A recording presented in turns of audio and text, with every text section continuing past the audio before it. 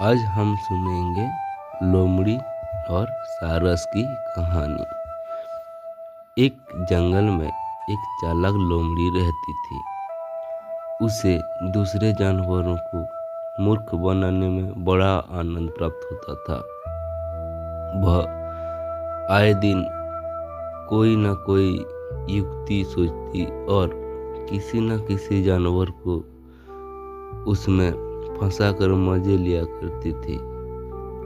जंगल के सारे जानवर स्वभाव समझ चुके थे, इसलिए उसने कनरी काटने लगी थी। एक दिन एक सारस जंगल में आया और नदी किनारे रहने लगा। लोमड़ी की नज़र जब सारस पर पड़ी तो वह सोचने लगी, जंगल के दूसरे जानवर तो मुझसे कनरी काटने लगे हैं। ये सारस जंगल में नया आया है, प्रतीत होता है। क्यों ना इसे मूर्ख बनाकर मजे लूं। बस सारस के पास गई और बोली, मित्र, इस जंगल में नए आए हो, मालूम पड़ते हो, तुम्हारा स्वागत है। सारस ने उत्तर दिया, सही पहचाना मित्र, मुझे यहाँ आए अभी कुछ ही दिन हुए हैं। मैं यहाँ किसी से परिचित भी नहीं हूँ। तुमने मेरा स्वागत किया, इसलिए तुम्हारा धन्यवाद।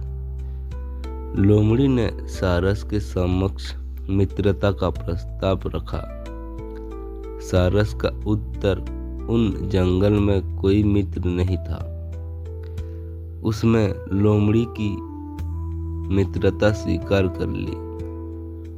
लोमड़ी ने उससे मीठी मीठी बातें की और वापस जाते जाते अपने घर भोज के लिए आमंत्रित कर गया। नियत दिन को उपहार लेकर सारस लोमड़ी के घर पहुंचा। लोमड़ी उसका स्वागत करते हुए बोली, आओ मित्र, आज मैंने तुम्हारे लिए स्वादिष्ट खीर तैयार की है।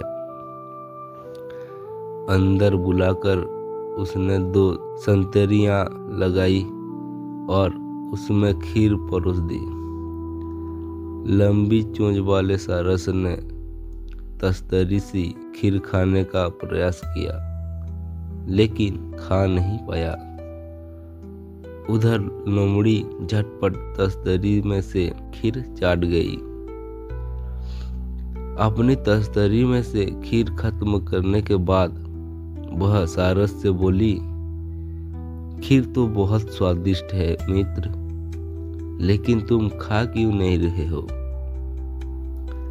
सारस संकोचवश बस इतना ही कह पाया, आज मेरे पेट में दर्द है मित्र, इसलिए मैं ये स्वादिष्ट खीर खा नहीं पाया, लेकिन भोज के लिए तुम्हारा बहुत बहुत धन्यवाद। सारस अपमान का घूंट पीकर वहां से चला गया। उधर लोमड़ी सारस को मूर्ख बनाकर बहुत खुश हुई। कुछ दिनों बाद सारस ने लोमड़ी को भोज पर आमंत्रित किया। नियत दिन को लोमड़ी बिना कोई उपहार लिए ही सारस के घर पहुंच गई। सारस के उसे अंदर बुलाया और बोला, मित्र, मैंने भी भोज में खीर ही बनाया है।